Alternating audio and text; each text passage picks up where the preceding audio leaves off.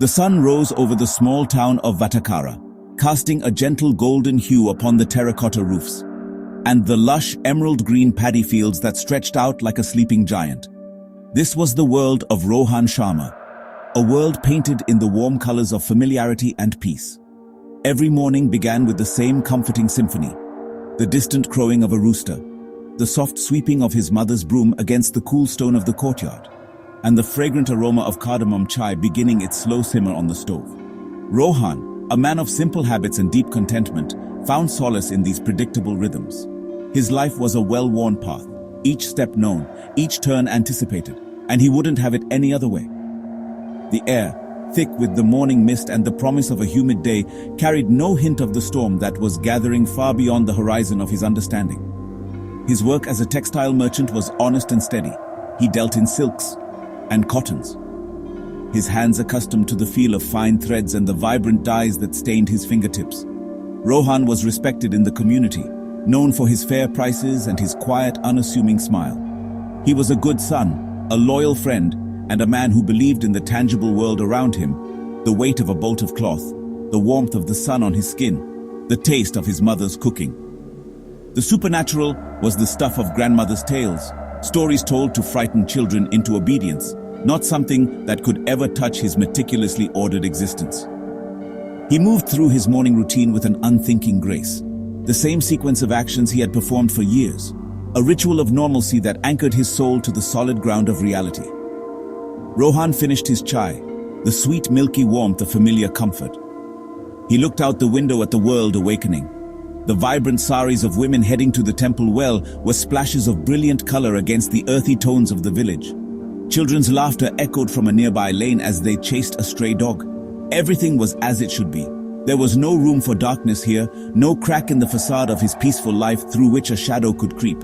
He felt a deep sense of belonging, a connection to the land and its people that was as strong and reliable as the ancient banyan tree that stood sentinel at the edge of the village. This was his sanctuary, a place protected by generations of tradition and faith. Yet even in the most serene pond, a single stone can send ripples to the farthest shores. Unbeknownst to Rohan, a stone had already been cast, not into the waters of Vatakara, but into the dark, forgotten wells of a distant land. An echo from a place of cold stone and forgotten prayers was traveling across continents, carried on unseen winds, seeking a vessel. As Rohan stepped out of his home and into the gentle morning light, a chill, utterly alien to the tropical warmth, briefly brushed against the back of his neck. He paused for a moment, a flicker of confusion on his face, before dismissing it as a mere figment of his imagination, a trick of the morning air. He straightened his kurta and walked towards the market, completely unaware that he had just taken his first step away from the life he knew and into a waking nightmare. The day at the market was like any other: fragrant spices, blooming jasmine, the sharp scent of dust kicked up by passing carts. Rohan haggled with suppliers, measured out lengths of vibrant fabric for his customers, and shared idle gossip with the other merchants. Rohan looked distracted and slightly unnerved, the crowd blurred around him. Yet, a subtle disquiet had taken root in the back of his mind since the morning's strange chill. He found his attention drifting, his focus blurring at the edges. Several times he thought he heard a faint sound, a soft, sibilant whisper that seemed to slither just beneath the cacophony of the marketplace. He would stop, straining his ears, only to be met with the usual wall of noise. It was nothing, he told himself, just the heat playing tricks on him. As the afternoon sun beat down, turning the dusty ground into a scorching griddle, the whispers seemed to grow more persistent. They were not in any language he recognized. They sounded ancient, guttural, a dry rustling like dead leaves skittering across cold stone. The sound seemed to come from everywhere and nowhere at once. He would be counting out change for a customer, and a faint mocking hiss would curl around his ear. He would be folding a length of brilliant blue silk, and the sound would seem to rise from the very threads themselves. He began to feel a prickling sense of being watched, a constant unseen gaze that made the hairs on his arms stand on end. He scanned the bustling crowds but saw only familiar faces, none of whom paid him any special attention. He tried to distract himself, focusing on the intricate patterns of a new shipment of Banarasi silk. He ran his fingers over the golden threads, a texture that usually brought him a sense of professional pride and calm. Today, however, the familiar sensation did little to soothe his frayed nerves. The whispers continued their insidious assault. It was as if someone was standing right behind him, their lips almost touching his ear, murmuring secrets he was not meant to understand.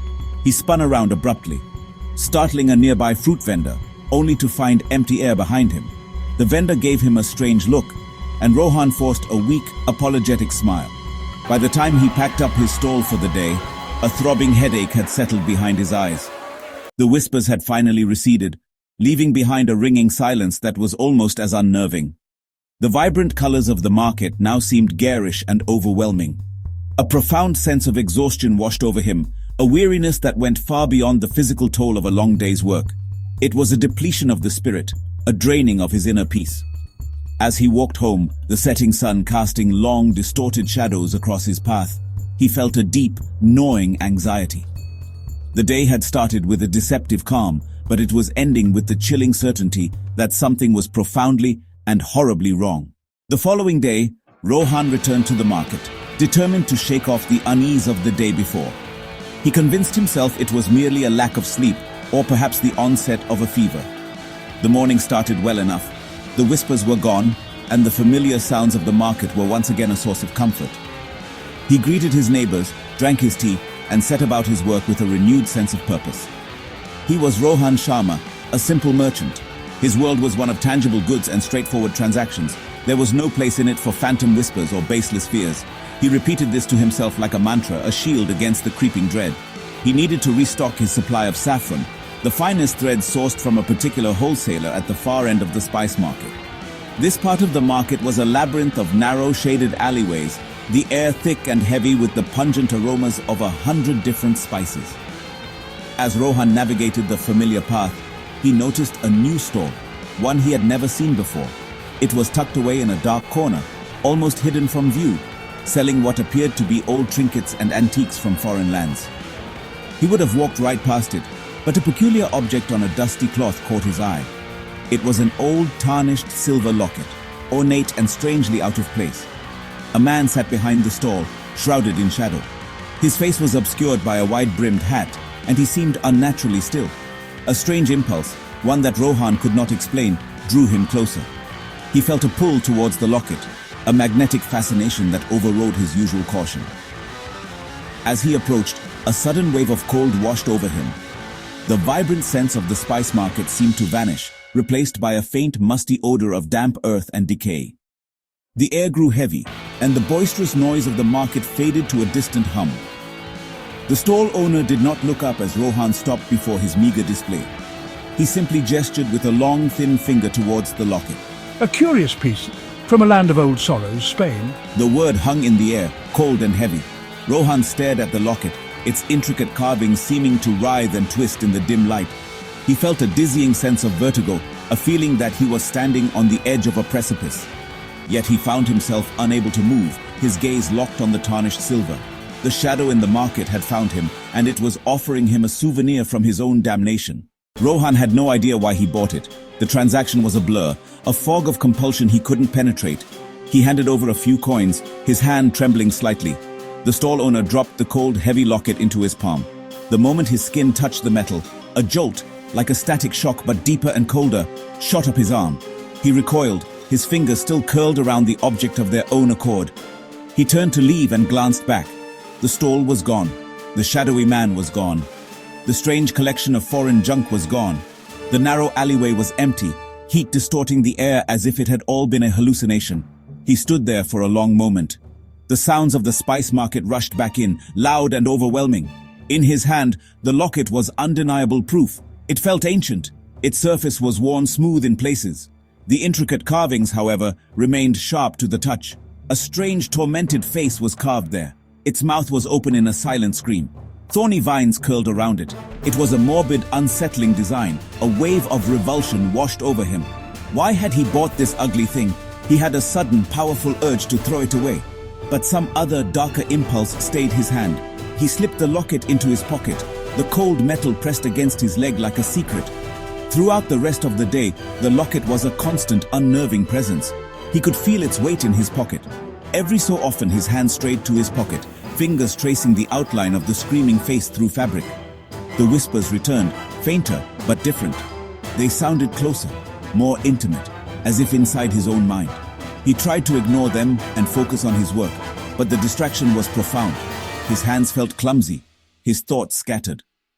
When he finally returned home that evening, he felt drained and agitated. He took the locket out of his pocket. He intended to put it away, to hide it in a drawer. He intended to never look at it again. But in the lamplight, he was captivated once more. The silver seemed to gleam with a faint internal light. For a terrifying second, he thought the carved eyes flickered. He dropped it onto his bedside table with a clatter. His heart pounded. The locket lay there, small and dark, radiating palpable malevolence. He had brought a piece of the shadow home, an unsettling souvenir promising the beginning of a terrifying new journey. Sleep did not come easily that night. Rohan lay in his bed, staring at the ceiling as shadows cast by the moon shifted and danced. The locket sat on his bedside table, a silent, brooding presence in the darkness. He had turned it over so the screaming face was hidden, but he could still feel its influence, a cold spot in the warm, familiar air of his room. The whispers had started again, no longer a faint rustle but a clear, insidious murmur inside his head. They spoke in that same unknown, guttural tongue, the words meaningless yet filled with a chilling, mocking intelligence. It felt like a violation, an intrusion into the most private sanctuary of his mind. He tossed and turned, the bedsheets tangling around him like restraints. He tried to think of calming things, but these anchors to his reality seemed to be slipping. The whispers would twist the thoughts, tainting them. The image of silk would be replaced by the image of a shroud. The memory of chai would be soured by a phantom taste of ash and dust. The sacred verses of prayer would be drowned out by the harsh, blasphemous syllables.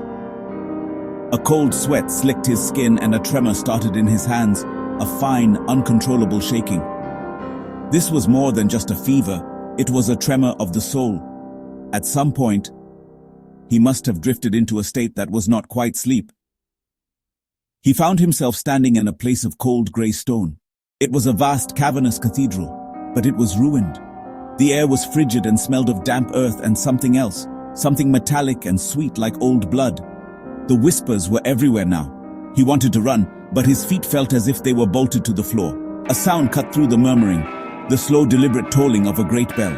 But the sound was wrong, discordant, and painful. With each toll of the bell, a wave of profound despair washed over him.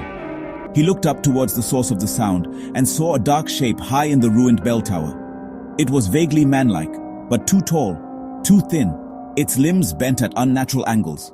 As he watched, paralyzed with terror, the figure slowly turned its head to look down at him, and even from that distance he could feel its malevolent, possessive gaze lock onto him.